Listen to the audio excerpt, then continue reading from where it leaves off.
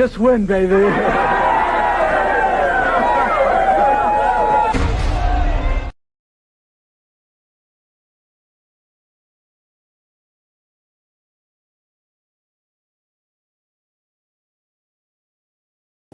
Yo, what's good in your hood? It's your boy Black Quarterback. And we back with another edition of the Bay Area Raiders Talk. You back on the BART, y'all. Happy Friday. We talking QBs. I've been talking about the QBs this week. I'm trying to get people to understand, pre-prepare them for what's going on when camp hit. We're not in some kind of state of delusion or shock when Kirk Cousins ended up being the starting quarterback to start this season. There's a chance I'm wrong, but there's a small, minute chance that I'm wrong. And I'm going to break down what is in the mind of Coach Klint Kubiak. What did he say? How do you know? You don't know what he's thinking. The writing is on the wall. He's told us things.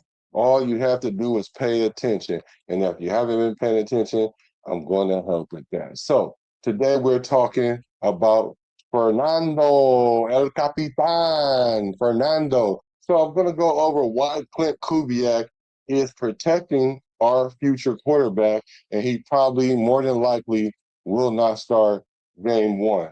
And these are the reasons why, and I'm going to show you what's going on in Kubiak's mind based on what he's told us. So let's get into it. Make sure y'all hit that like button. Let's get into it. It's Friday.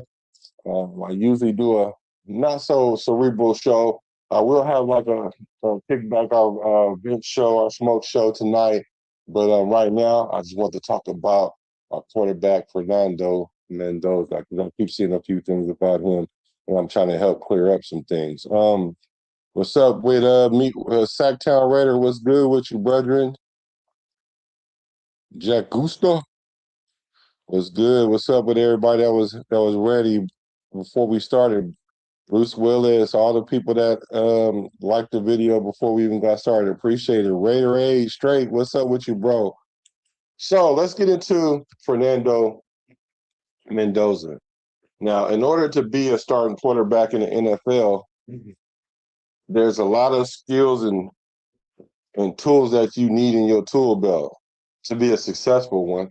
And especially when you're a quarterback and you're getting thrown into the fire, uh, you're really just playing on just straight talent because you don't know what to expect. Sometimes ignorance is bliss. You don't know what to expect, so you just go out there and ball out. And for those that have a lot of skills that ball out, it's good. It's good. But usually year two, and even now, even halfway through the season, teams catch up with the quarterback. That's why they have like a sophomore slump or something like that. But a lot of starting quarterbacks are the rookies that come in, they usually don't do very well as far as win games because there is a jump between college and pros. So, what are some of the things that going to change for Mendoza in the pros? And the most glaring thing to me is the being under the center, playing under the center. Now, a lot of people that has been talking about this, they say that it's not really the biggest of deals. It's not a whole lot of adjustment, and I'm here to tell you there's a lot of adjustments. The adjustments may be so slight and minute that you might not notice those things, but they're big pieces of what makes a successful quarterback in the NFL. So that way the game doesn't catch up with them. So playing under the center,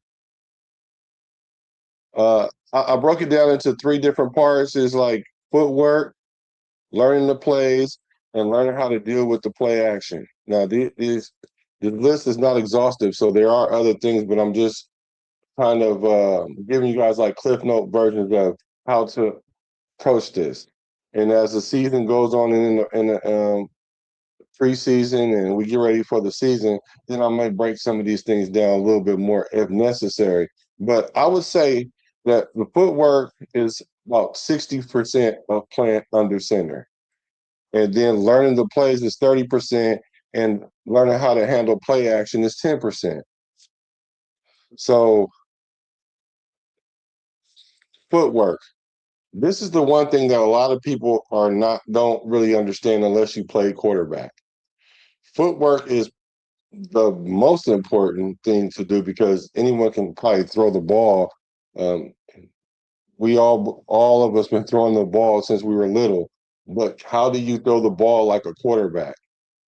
Do you have a platform for yourself? Or do you have yourself balanced when you throw the ball? Are you aiming towards the target? Is your forearm out towards the target? Those are little small things that make a big difference. And footwork is very, very important. Now, what does the footwork look like for a quarterback that's under center? I likened it to learning how to play salsa. I mean, to do the salsa. I've used this analogy before that you have to learn how to do the dance moves. Yeah, you learn it 1, 2, 1, 2, 3, 1, 2, 1, 2, 3. You learn it, you learn it, you learn it, but you got to learn it to the point where you're not even thinking about it anymore because the footwork is the timing. You want to make sure when you get to the top of your drop, you want to be able to be looking at the defense, knowing where your guy's going to go, and know where you're going with the ball. And it's not as simple as if you're in a shotgun and you get the ball and the ball just coming, and you can see things moving in the shotgun. You can see some blitz coming, maybe that you may not have seen pre-snap. They might bring someone late or something like that, and then you could make an adjustment. But when you're under center, you don't have necessarily that leisure because you're backing up. You still can see, but you don't necessarily see everything out of your peripheral. So, but the good thing for Fernando is he's 6'5" and he can see him over that line. If you're a quarterback that's a little shorter, when you're doing your drop back, it's harder to see the defense over the line. That's why height is paramount and premium when you're a quarterback. So footwork is definitely important. I mean, like the most important. And I'll say 30% of it is learning the plays. These guys are going to learn the plays. Like Mendoza's going to learn the plays. He's a smart guy. We have a smart quarterback room. All our quarterbacks are going to learn the plays. They know the plays. Learning the plays like the back of your hand. That's kind of the thing you have to do as a quarterback is learn the plays. Now the footwork, you might can get away with the footwork a little bit, um, but as you try to make your sharpen your skills in your craft, the footwork is where you start at, is the base. But that's something you can learn a little bit later. Like they're trying to change. I always forget this dude quarterback name because I'm Justin Herbert, overrated. They're trying to change his footwork because sometimes it's all about the timing. It's all about the timing. So they're trying to change his footwork, and this is going to make him a better quarterback if he adheres to it. And then 10% is like play action. Now, the thing about play action is you do have to take your eye off the ball, off the defense. That's the only way you're going to sell the run. It's not going to be for a few seconds. A microsecond or something. It's going to be for like 1 or 2 seconds. If you guys ever remember Peyton Manning, when he gets the snap, he used to hold his hand out so the defense can see that and then pull it back at the last minute. And then you act like you give him the ball, then you snap your head up and look at your target points. Target points is usually the safeties. You key in the safeties to see how the defense is rotating. So you are taking your eyes off the ball for a couple seconds. When you go into play action, when you take your eyes off for a couple seconds and you look up and you key in the safety, what you're looking for is sometimes to see if the linebacker has bit, see if the safety is bit, see if the safety has moved over, because you know what routes you have going, and you're gaming a certain player anyway with the play action because you're giving the deception that you're going to run the ball. fully that you deceive the defense, and then there's going to be a guy that runs open or a nut or two that's going to run open, and you're keying up a lot of times the safety. Not all the time, but most of the time the safeties. Um, because they're the last line of defense. So if you can beat the safety, you know what it is. It's bad boy killers to the house. So that's the thing about the play action. That's why I say it's only like about 10%. Um, and the thing about Mendoza, he hasn't seen NFL coverages enough to recognize what he's seeing. And so in doing that, he has to have game reps, not preseason reps, because in preseason they don't show their defensive schemes. In preseason, you don't really get it in camp. You don't really get it unless you play in the game. So Mendoza's gonna need a lot of reps, game time reps, in order to know what he's recognizing. And and versus like a quarterback like Kirk Cousins, who probably seen every coverage there is, and it's hard to trick him. But it's easy to fool rookie quarterbacks is because they haven't seen enough of the coverages. Let me know if y'all with me. Hit the one in the chat. Hit the one in the chat if y'all with me. Am I moving too fast? What we doing? Am I all right? Are we all right? Okay. So another thing that he has to get comfortable with, which I do see a good thing about him, is he knows how to navigate the pocket. There's not going to always be a perfect timing for you not to get hit.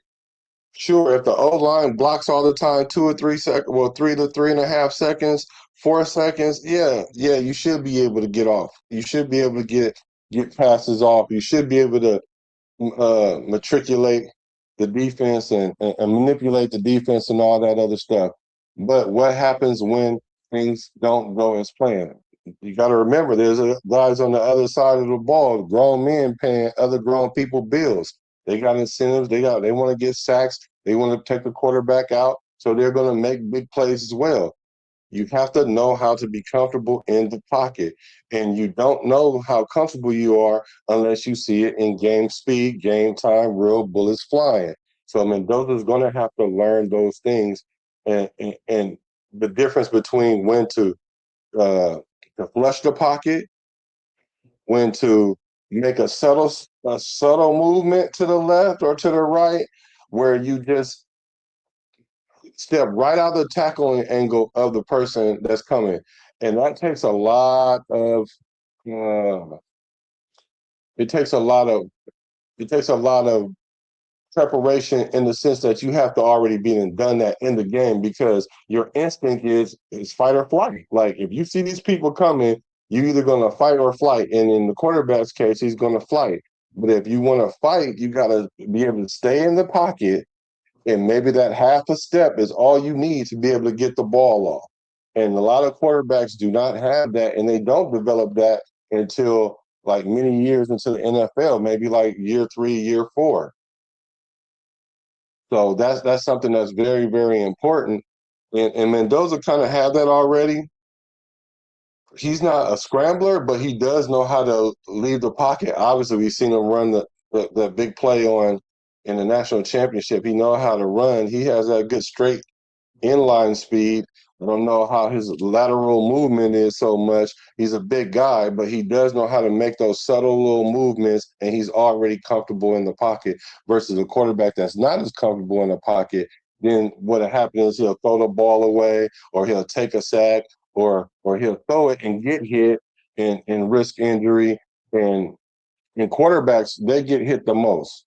I don't know if people know this or not. I know the league has kind of changed it where you can't hit the quarterback as much, but I know for sure that the quarterback get hit more than anybody, more than a wide receiver, more than a running back, more than, not the linemen, because the linemen, they go up against each other all the time, but that's not even a running start. A lot of the quarterback, just because you see him throw the ball, and the camera pans and follow the ball, trust and believe 68.2% of the time that quarterback is getting hit unless that pocket is extremely clean. And to have an extremely clean pocket in the NFL for the whole game is going to be rare. So that's why you have to have a tough quarterback, or a quarterback will have good movement in order to survive these things, because the best ability is availability. We already know that. So, what kind of world do we live in where a quarterback won't get hit, or a quarterback has a clean pocket? That's not reality. Um, I mean, it happens, and when that happens, you want to capitalize. But when quarterbacks make their money is when the plays are off schedule and when the defense is on their neck. So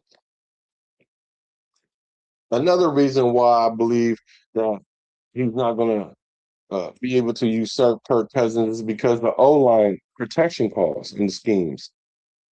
For Mendoza to come in and know all the plays or enough plays, as much plays as like a Kirk Cousins, because you can use three quarters to the whole playbook with him already. Versus Mendoza, you have to give it to him a little bit at a time, because, like I believe he said, it's like trying to drink out of a water hose. It could be too much, and you don't want to get you don't want a quarterback to think too much. You just want him to respond and react. You don't want him to have paralysis by overanalysis, because that split second of thinking is the difference between getting hurt and not. The difference between throwing an interception or not, or the difference between getting hurt and fumbling and not. So you don't want to overload that quarterback. So now in the O-line situation, he's going to have to rely on Tyler Lindenbaum to make the line calls. He might see some things that he might be able to you know, to make line calls and things like that. But a quarterback, like a seasoned quarterback like Cousins, already kind of knows.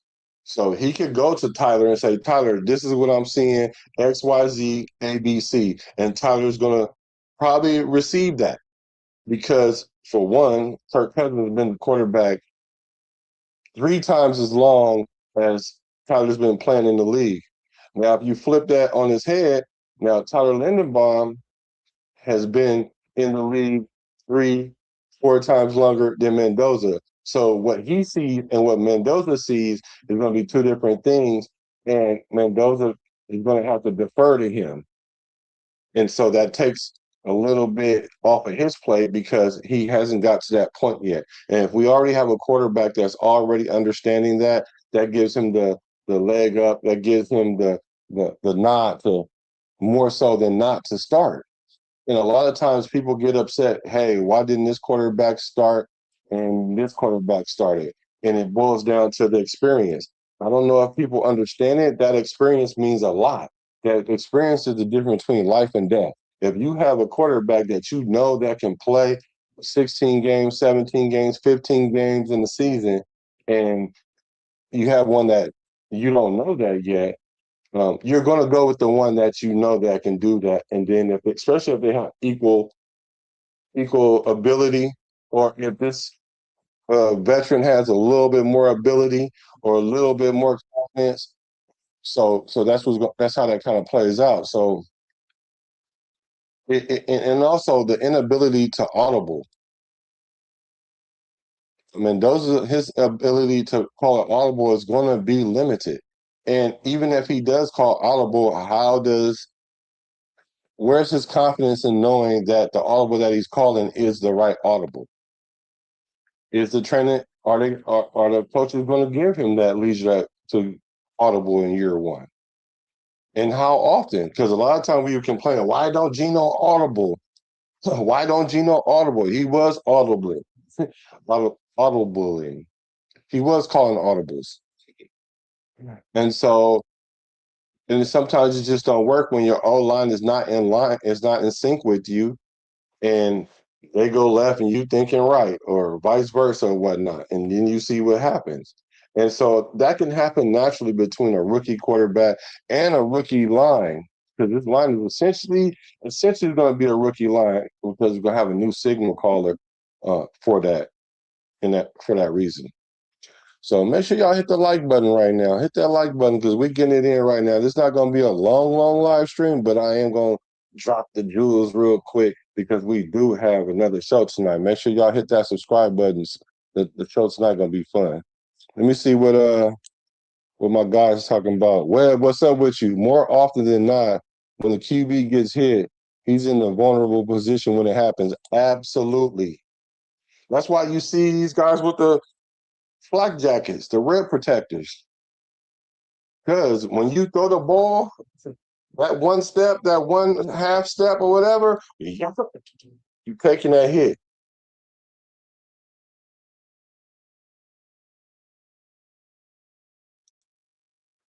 If the guy is 6'5", oh, you're a big time.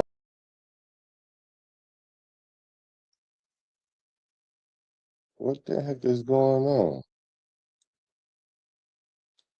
Yeah, okay. When you 6'5", you're a big target. And AOC is a big guy, and so is Fernando. Her cousin not that small either. So one of the things I've been hearing though is the week 8 thing, the week 8 argument. I call it very week 8. So people want him to come in after the tough part of the schedule.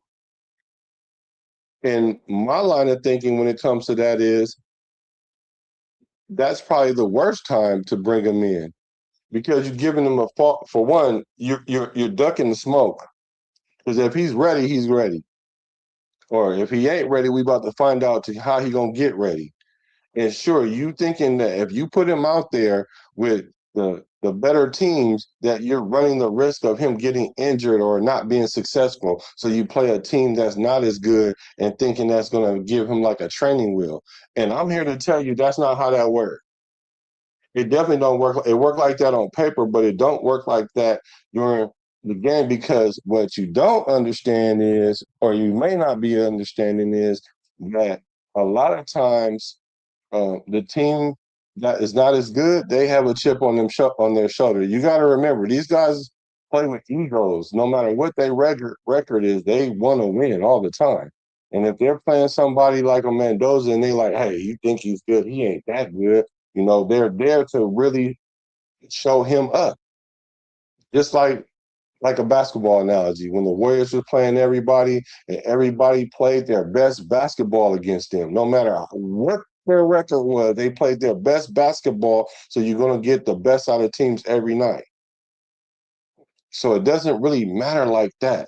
And I don't know if you guys remember or not, but the Raiders played a 7-7 Indianapolis Colts when we was 11-3, and guess what happened?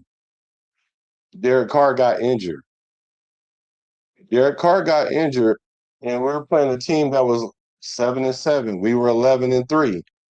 It wasn't a better team that knocked him out. It was a lesser team that knocked him out. Sure, we won the game still, but we end up messing up our playoffs situation.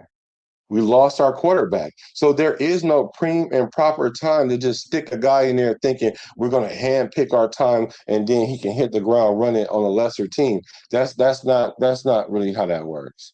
Because I know I've played on teams that was not that good. But as for me, being a player that I like playing with egos, I'm just because we're going to lose collectively don't mean I have to lose my individual battle. We might lose the war, but I'm not losing my battle.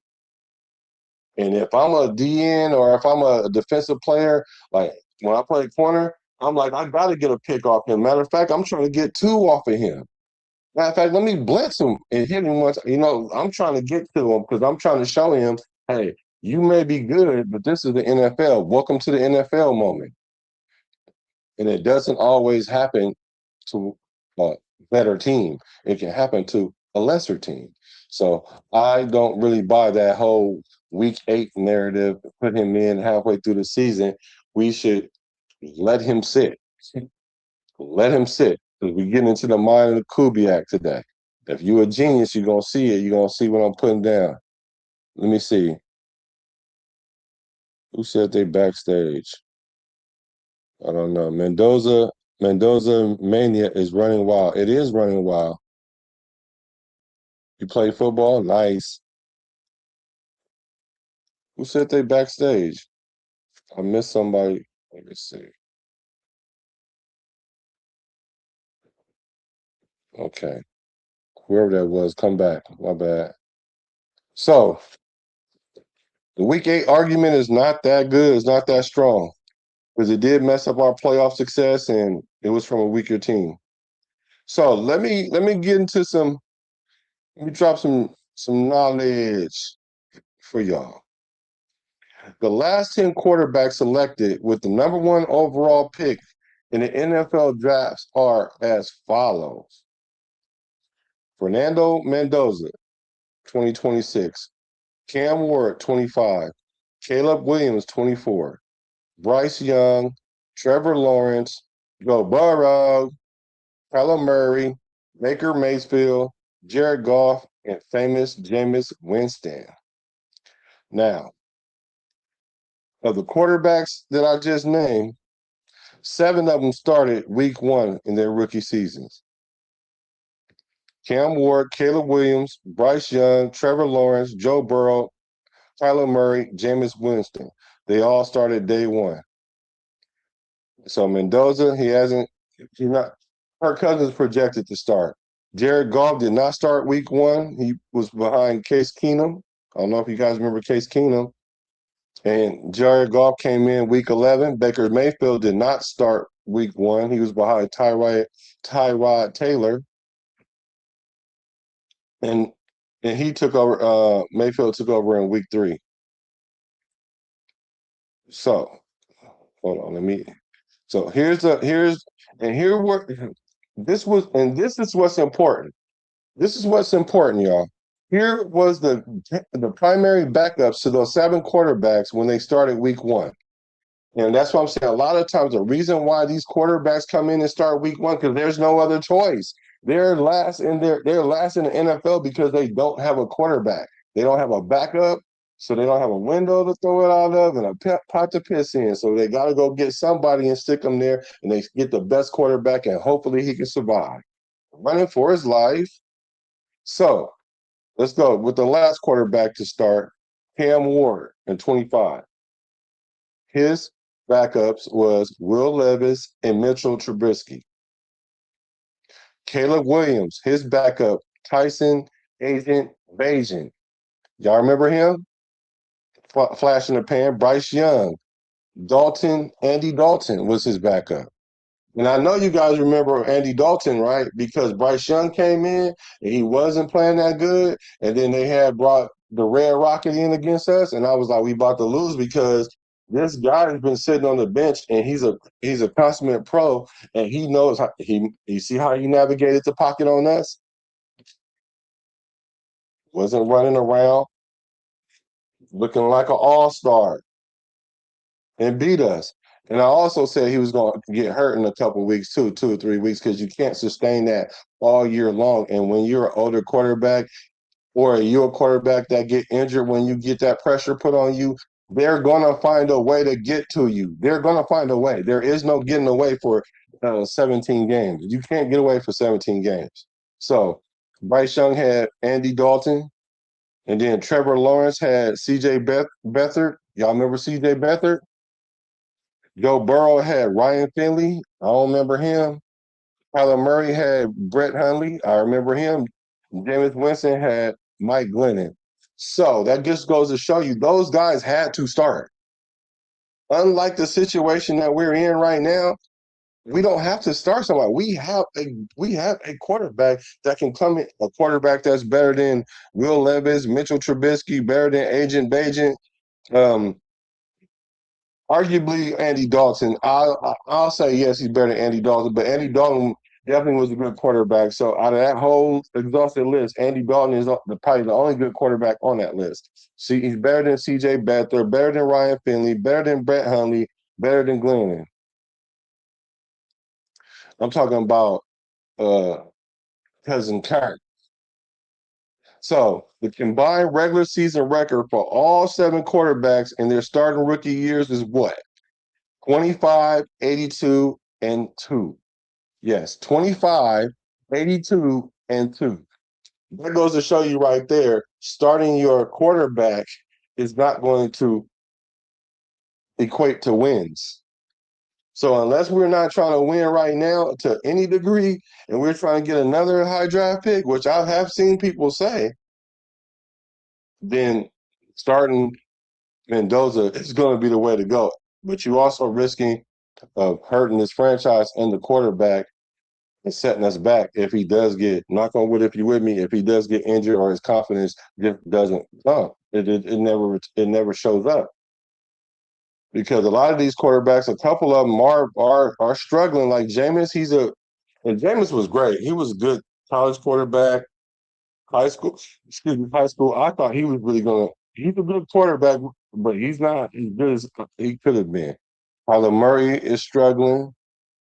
Trevor Lawrence has turned the corner. That's another one of my favorite quarterbacks. Joe Burrow, he's Joe Burrow in, but his window is closing. Bryce Young is questionable. Caleb Williams is on the upcome, and we don't. And the jury is still out on Cam Ward. Yeah, 25, 82, and 2 for sure. And justice for 12, good point. Just like those seven other quarterbacks, we do not need to start Mendoza week one. Now, this is how each individual quarterback fared as a starter during their respective rookie seasons. Y'all ready for this? Y'all ready for this? Cam Ward, 3 and 14. Caleb Williams, 5 and 12. Bryce Young, 2 and 14. Trevor Lawrence, Sunshine, 3 and 14. Joe Burrow. I ain't gotta be kidding. You Okay, Joe Burrow, 2 7 and 1, and his season was shortened by injury. That catastrophic injury that blew his knee out and his patella. I'm talking about totally blew his knee out and the patella. And Kyler Murray went 5 10 and 1, and Jameis went 6 and 10. Tell me what you guys have noticed out of those records. 3 and 14, 5 and 12, 2 and 14, 3 and 14, 2 7 and 1, 5 10 and 1, and 6 and 10. And mind you, the 6 and 10 was 10 seasons ago. That no team, no quarterback gets more than 6 wins. Actually, they're closer to 3 to 4 wins than they are to 6 because there's only one quarterback. Well, Caleb Williams had 5, and Kyler Murray had 5, and Jameis had 6. The rest had 3, 2, 3, and 2. So I'm saying the average is 4 in there somewhere. Let's say 4, 5. Not much success. 4 wins and mess around and get us a top 5 pick, y'all. Do we really want to put our quarterback in that situation? Does Klint Kubiak wants to put his quarterback in that situation? I think not, because he's already showed us what he's thinking. He's already let us know that, hey, in a perfect world, that I'm going to let my quarterback sit.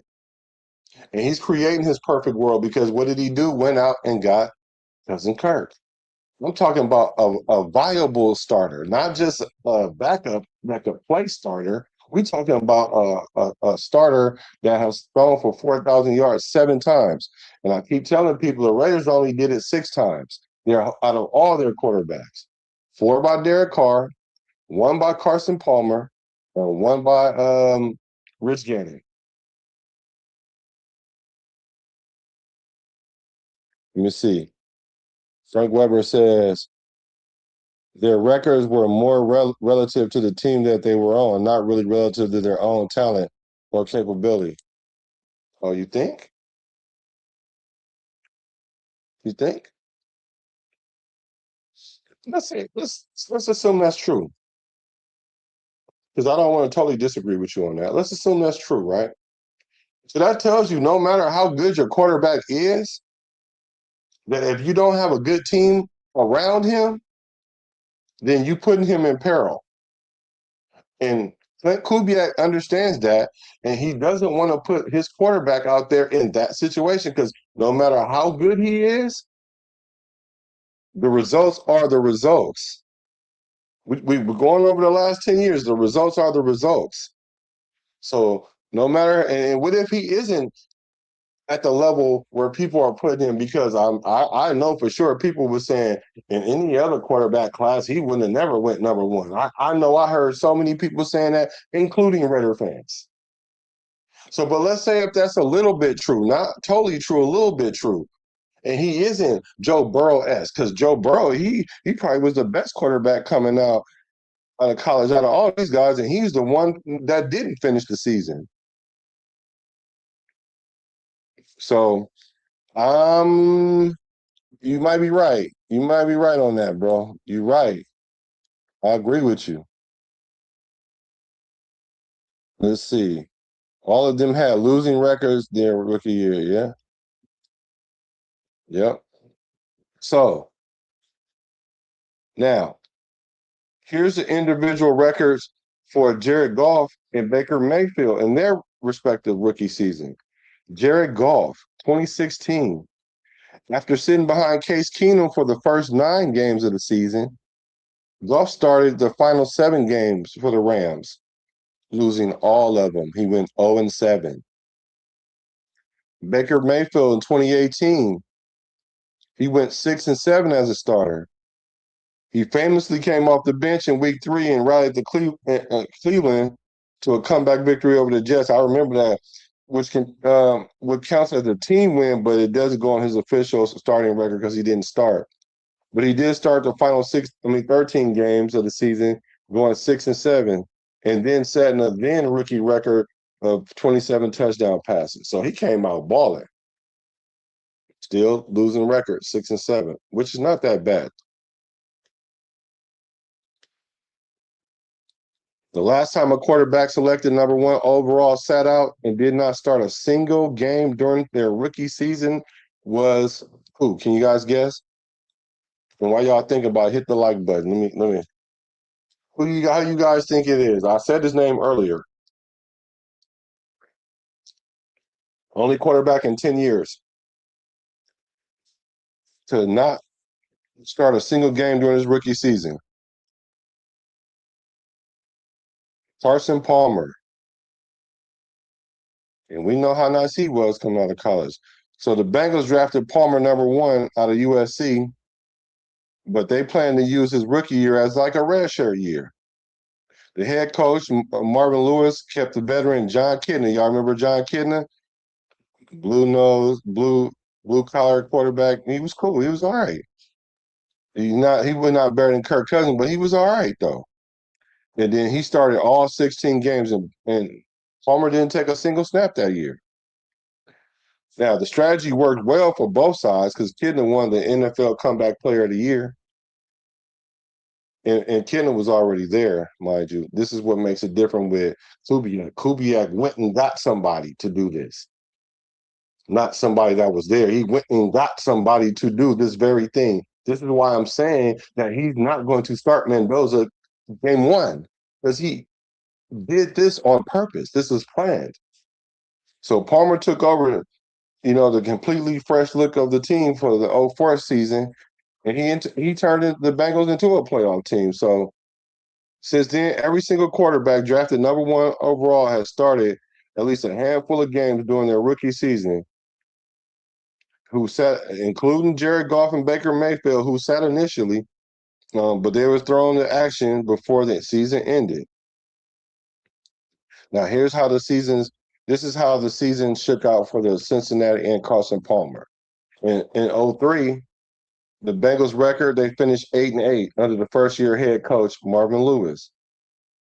They did miss the playoffs, but it was a massive step forward from the 2-14 season they had the year before.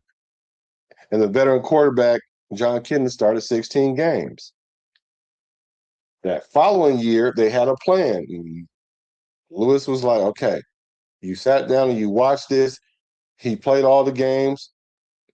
This is going to be your team, Carson. Carson Palmer, he took over the starting job the following year. He went 6-7 in 13 starts. The team finished 8-8 overall. But Carson Palmer missed the final 3 games of the season after suffering a sprained knee during week 14. when he was playing the Patriots. And John Kennedy stepped in and won two of the last three games.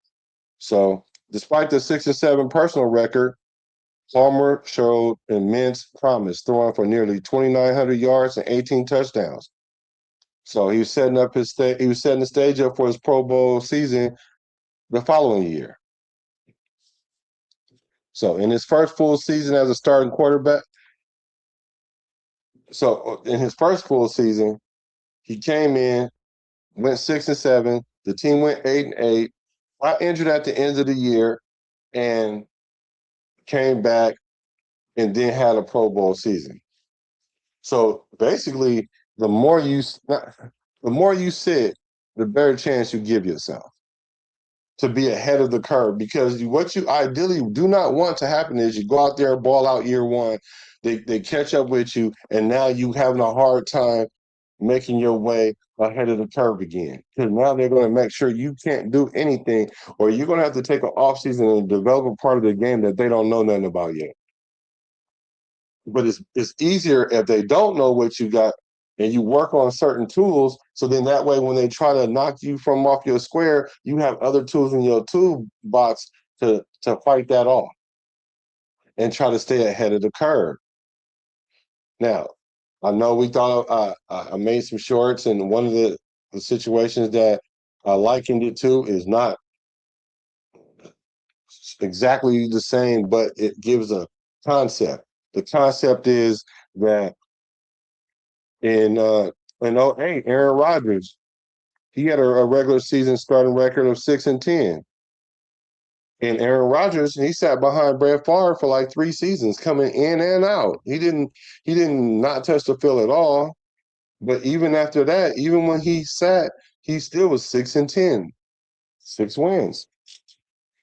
So it's still hard when you still coming in for the first time, but at least you don't hit rock bottom. You can catch yourself and elevate yourself even to a Pro Bowl level. So they said while the team struggled to close out tight games and ultimately missed the playoffs that year, Rodgers himself played very well after spending 3 seasons sitting behind Brett Favre. He started all 16 games. He threw for 4,038 yards, threw for 28 touchdowns, and only 13 interceptions. Awesome season. Awesome season. Proving right away that he was a franchise caliber quarterback despite the losing record. So that's why it's not always important to look at the record. You got to look at the process. The process is going to determine the outcome for the most part. For the most part, the process is going to determine the outcome. It doesn't guarantee the outcome, but you can predict it more often than not. And, Aaron Rodgers did the same thing to Jordan Love. We know the Packers is they use this blueprint of sitting the quarterback. Now, 3 seasons, I don't know. I don't know if I want our quarterback to sit 3 seasons. I don't even think it would be necessary. Only way that happens is if Kirk Cousins comes in and wins hella games. I would say like 9 games, even 8 games. You gotta run him back. Well, you don't have to because we just looked at an example with John Kitna where it was understood that hey, you're gonna leave. This is gonna be our quarterback. And if that's the case, what Kubiak is doing, so be it. But if we're gonna keep him and we're gonna roll with him another year, and then Fernando may have to sit. And we should be okay with that. If we're winning, that's a good problem to have. Now, how did it work for Jordan Love? For Jordan Love, it worked a little bit better when he was behind Aaron Rodgers because it's in his first full year as the face of the franchise. In 2023, he led the Packers to a 9-8 starting record. That's beautiful, right? He came in winning record. Now, while Rodgers' first year as a starter in '08 ended with a losing record, 6-10, and missing the postseason, Love managed to heat up in the second half of the season, rallying the Packers into the playoffs as a wild card team. and even pulling out a massive upset victory over the Dallas Cowboys in the first round. So for me, I see Klint Kubiak is setting all this up like chess. Actually, it's more like Go. I don't know how many of you guys know about Go. If you read the Art of War, you should know about the game Go. But since most people don't understand what that is, we're going to say checkers in chess. Hit the like button if you know what Go is.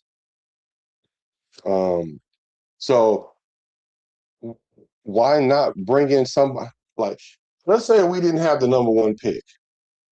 I firmly believe that if Klint Kubiak came to the Raiders and had to pick a quarterback that was available, he would have wanted to pick cousin Kirk. He knows the offense. He's familiar with the coach. He's a KG vet. He gets down with the get down.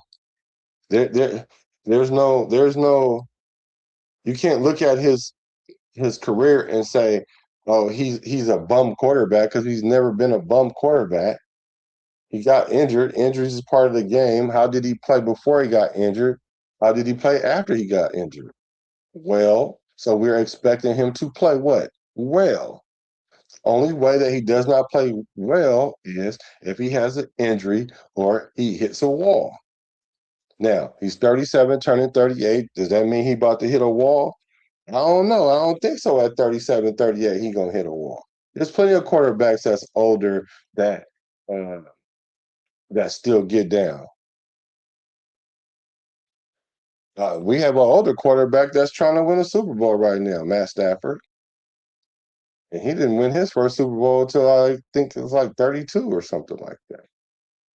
You got you got your boy Aaron Rodgers out there still slinging the pill. If he was in the right situation, he could get down. He can go to. He went to the playoffs last year. Yeah.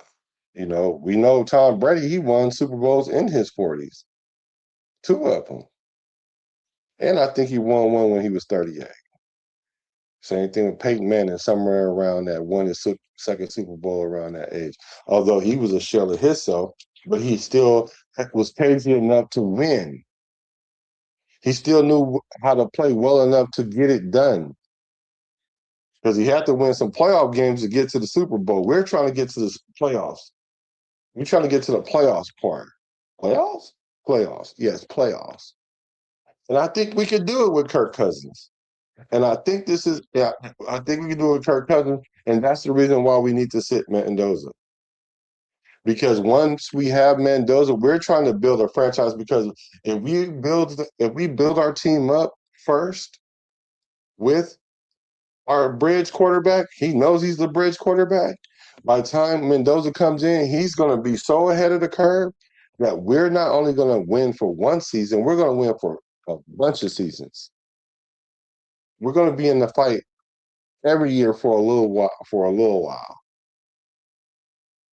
as long as we can keep the contracts right, just as long as we can keep bringing in players that's fit the philosophy and players that want to be Raiders, we're going to be fine. But we could do more damage by rushing this quarterback out there because it's the new toy. Because if he's the number one, he should be playing. I just showed y'all today, just because he's the number one, don't mean that he should be playing. What is the added benefit? What's the cost benefit of doing that? To win 4 games, 5 games? We could do that with, I'm not going to say his name today. Well, not on this show. I'm not going to say it this show. If we want to do that, we didn't have to go get Kirk Cousins. We could have did that with the quarterbacks we had on our roster. But we was trying to win 4 games, 5 games. We didn't have to spend that money on Kirk Cousins. We could have spent that money on another linebacker. We could have spent that money on a D tackle. I'm just saying. Let's see. Let me see what you guys saying. Uh, no matter how good the quarterback, we're coming out there, individual talents, the record is the record. Yeah. That's the point. Kubiak knows what works. More importantly, he knows what doesn't work.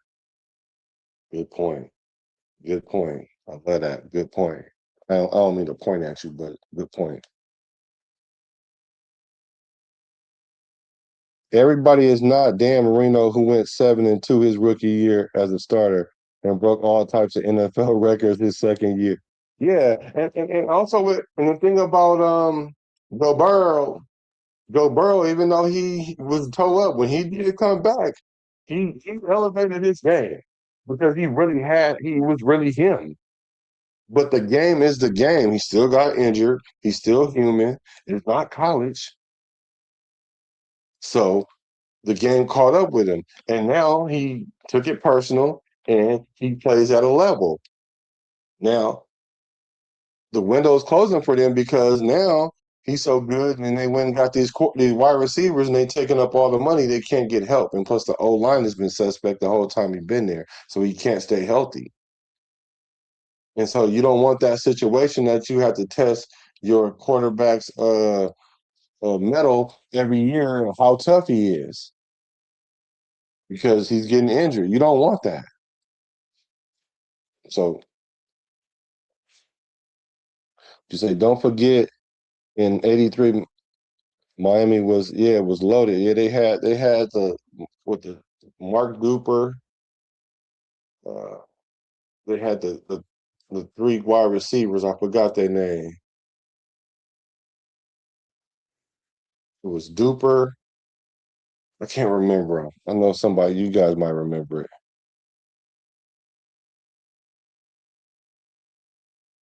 I can't remember his name, but yeah, they had squad, so he was good with it.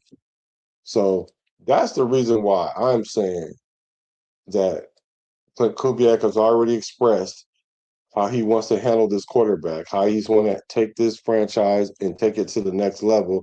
And he's not going to listen to the fans. The fans are going to want to see Mendoza, and he's not going to listen to them.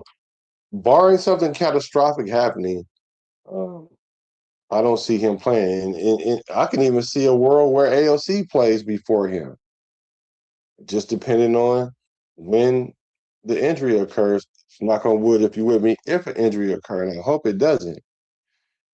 And I don't foresee Kirk Cousins coming out here going 2-6. And even if he does, I don't know what Mendoza will be able to come in and do better. What's better? We need to figure out why we're 2-6. Is it because we need our defense to gel? Is it because our offense isn't there yet? Is it because we need a receiver? I don't know yet. We won't know, but hopefully we'll never have to find out. Like Kanye say, they wonder what I'll do. They wonder what Klint Kubiak would do if we went 2-6. I guess we never gonna have to find out. I guess we never know. I hope the situation is. Yeah, Duper and Cooper. Yeah, Mark Duper and Mark Clayton. Super duper. Yeah. So that's what I'm saying about Klint Kubiak, what's in his mind.